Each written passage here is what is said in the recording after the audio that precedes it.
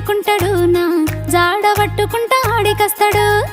మందిలున్న గాని ముందలిస్తాడు నా మనసే గెలవాలని చూస్తా ఉంటాడు ప్రేమిస్తానంటాడు జాలిస్తానంటాడు నేను ఒప్పుకోకపోతే చూస్తానంటాడు వద్దు వద్దన్న గాని ఎత్త కొడుకు మేనత్త కొడుకు నా వద్ద కచ్చి చేరుతాడు ఎత్త కొడుకు మేనత్త కొడుకు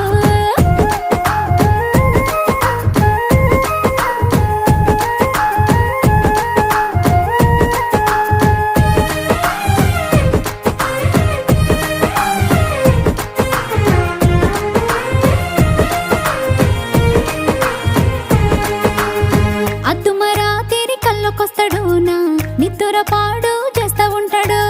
శిల్పిగా పనులు